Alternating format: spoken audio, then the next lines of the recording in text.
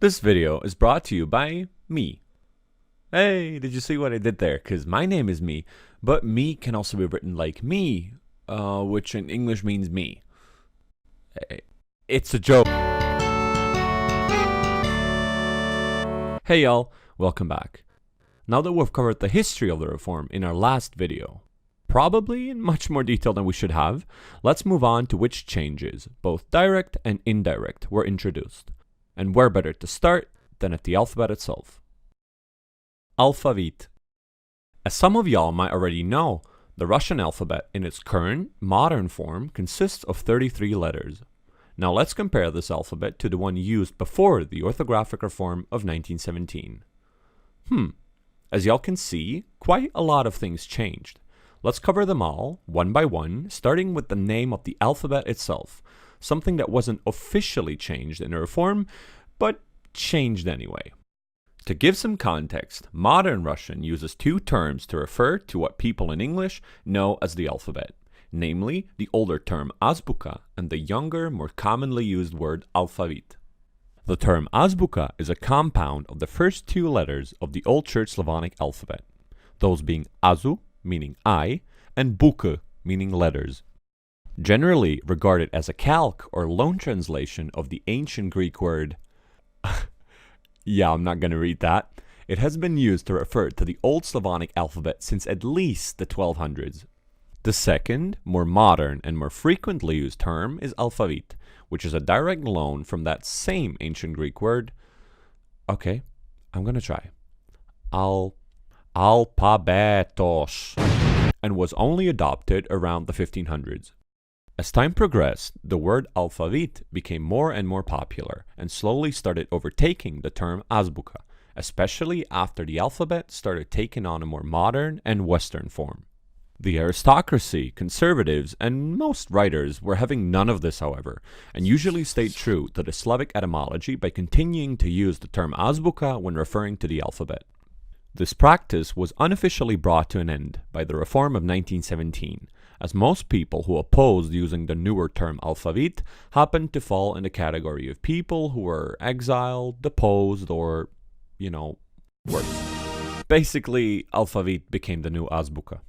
Don't get me wrong though, this doesn't mean that the term azbuka doesn't exist or isn't used anymore.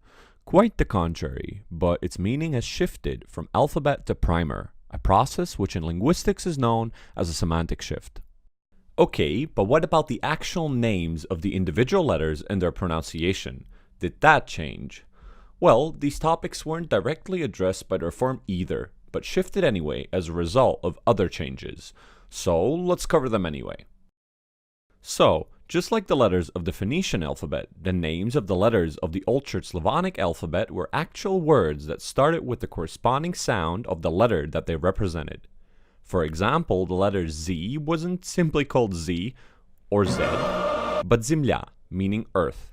This tradition was loyally and faithfully adopted by the Eastern Slavs, who proudly kept the tradition alive for many years, while the rest of the world was like, "Stop it. Get some help." It wouldn't last forever though, as more and more people realized that spelling the word lemao like люди, myslete, as on wasn't the most productive and useful way to teach people how to read. All of this combined with the establishment of public schools at the end of the 18th century culminated in the creation and adoption of new names, similar to those in Latin, and therefore English. Even though some more conservative private schools kept using the old names, the transition was fully completed by the beginning of the 20th century. So, are these new names identical to the ones used today, I hear you thinking?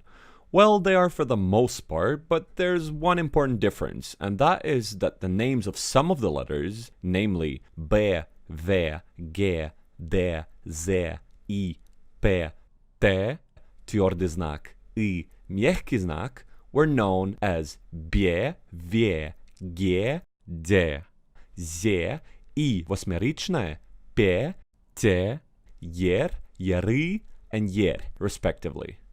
As you could already hear, the names of the first few didn't change drastically, although both in pronunciation and spelling, the letter was followed by an ye sound instead of the contemporary e sound.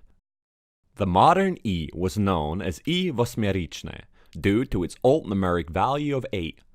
This was done to avoid confusion with the two other E sounds that the pre-revolutionary orthography had, something that we'll cover shortly. Lastly, the final three letters stayed true to their Old Church Slavonic names, but were heavily Russified.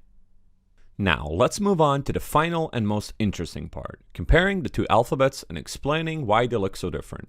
We'll start in the top left corner and work our way downwards, comparing every letter we come across. The first difference is the absence of the letter yo, which, although used since the end of the 18th century, was never an officially integrated part of the pre-reform alphabet. Back then, it was simply regarded as a variant of the letter ye, and the diacritic used to distinguish the two was usually omitted. Although the reform didn't make the yo an official part of the new alphabet, something that only happened in the 1940s, it did dedicate a clause to it that reads, "The usage of the letter yo is preferred and recommended, but not obligatory."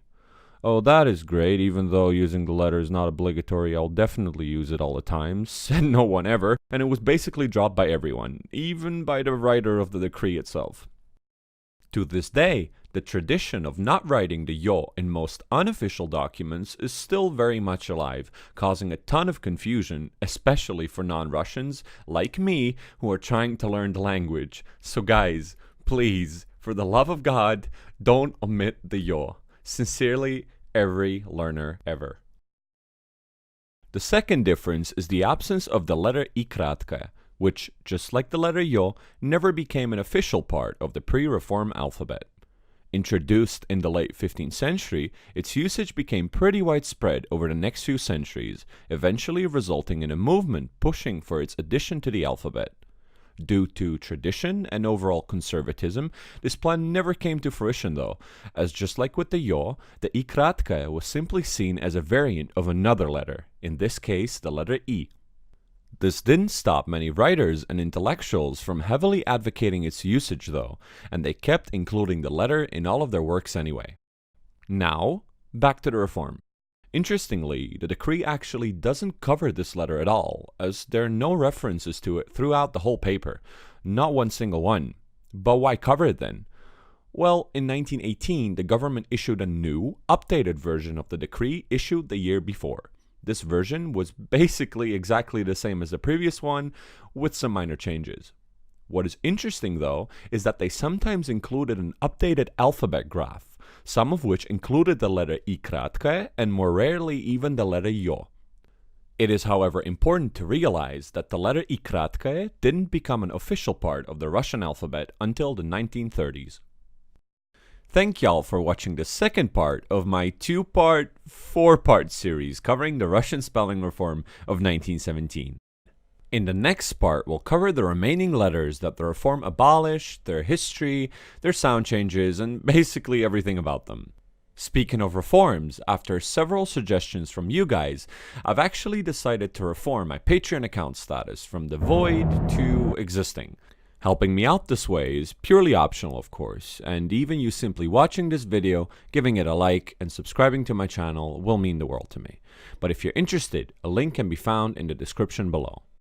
And with that, I hope you enjoyed watching this video. Wishing you all the best. Увидимся.